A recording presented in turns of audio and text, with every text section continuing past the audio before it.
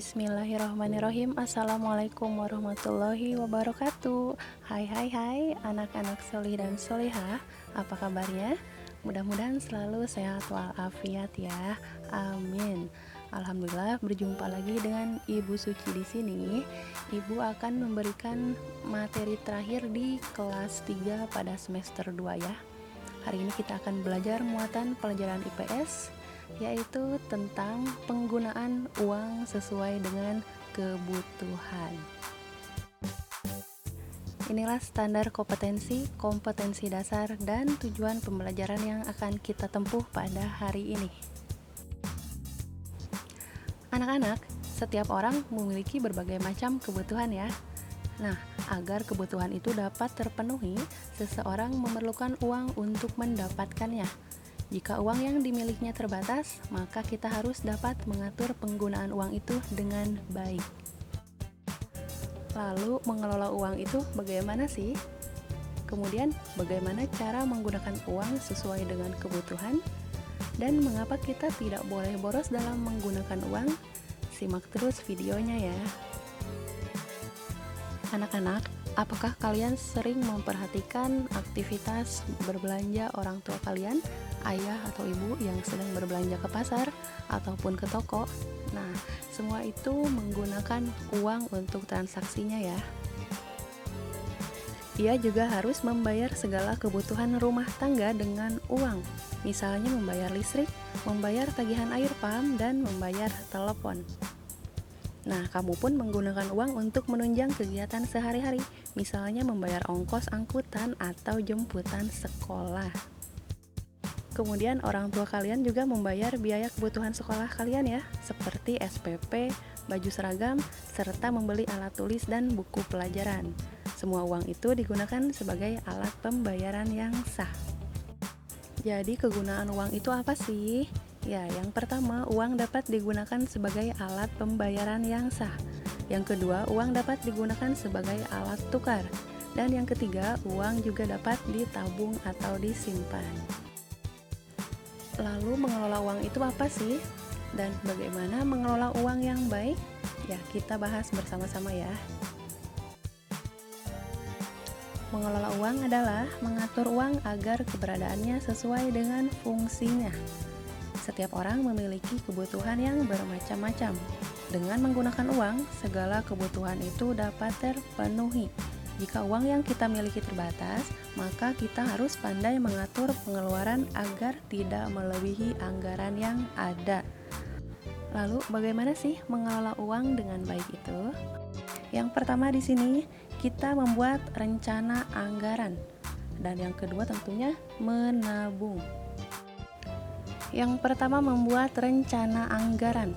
Rencana anggaran berisi catatan perkiraan uang yang masuk dan uang yang keluar pada waktu tertentu. Rencana anggaran dibuat untuk mengatur segala jenis pengeluaran agar terencana dengan baik. Dalam membuat rencana anggaran, yang pertama kali dilakukan adalah membuat daftar kebutuhan yang paling penting. Selanjutnya, daftar berbagai kebutuhan yang lain. Tetapi pengeluaran yang ada hendaknya disesuaikan dengan besarnya anggaran. Pengeluaran tadi harus benar-benar dilaksanakan sesuai dengan anggaran yang dibuat. Nah, yang kedua ada menabung. Menabung adalah menyimpan uang pada tempat tertentu. Dalam setiap bulan biasanya terdapat uang sisa.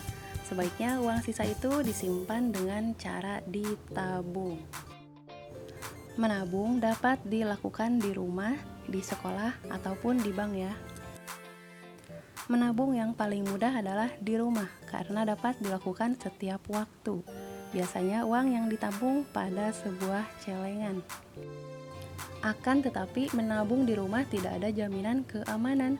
Selain itu, kita mudah tergoda untuk mengambil uang sedikit demi sedikit untuk kebutuhan sesaat. Akibatnya, uang dalam celengan habis dan akhirnya uang tersebut tidak bisa dimanfaatkan dengan baik. Jadi, menabung yang paling aman itu dilakukan di bank. Saat ini banyak bank pemerintah dan bank swasta membuka rekening tabungan untuk penabung. Jadi keuntungan menabung di bank itu diantaranya yang pertama aman dan tidak akan hilang. yang kedua berbunga, yang ketiga membantu program pembangunan pemerintah, dan yang keempat dapat diambil sewaktu-waktu. Nah, intinya tujuan dan manfaat menabung di sini yang pertama menghemat pengeluaran agar hidup tidak boros. Kemudian yang kedua mengatur keuangan dengan baik. Yang ketiga memenuhi kebutuhan yang sifatnya mendesak, dan yang keempat memenuhi kebutuhan untuk masa depan. Lalu apa sih manfaat mengelola uang dengan baik itu? Ya, membuat rencana anggaran dan menabung merupakan contoh cara mengelola uang dengan baik. Jika kita bisa mengelola uang dengan baik, kita dapat merasakan manfaatnya, yaitu yang pertama, bisa mengatur barang yang akan kita beli. Yang kedua, terhindar dari pembelian barang yang tidak perlu. Yang ketiga, terlatih menyimpan uang. Yang keempat, tidak cepat kehabisan uang. Yang kelima, berlatih hidup sederhana, teratur, dan tidak boros. Selanjutnya yang keenam, merencanakan masa depan yang lebih baik. Selain merencanakan penggunaan uang, kemudian menabung, jangan lupa untuk berinvestasi untuk masa depan, dan yang paling penting jangan lupa untuk bersedekah agar rezeki kita bertambah dan berkah. Amin. Ya, alhamdulillah demikianlah materi yang Ibu sampaikan pada pertemuan hari ini. Semoga kalian paham dan materinya bermanfaat. Tetap semangat belajar di rumah dan jangan lupa selalu menjaga kesehatan dimanapun dan kapanpun. Terima kasih atas perhatiannya dan terima kasih kepada yang sudah menyimak video pembelajaran hari ini. Selamat menjalankan ujian PAT semester 2, mudah-mudahan diberikan kelancaran dan hasilnya sesuai dengan yang kita harapkan. Amin. Ibu pamit, wabillahi taufiq wal hidayah. Wassalamualaikum warahmatullahi wabarakatuh. Sampai jumpa.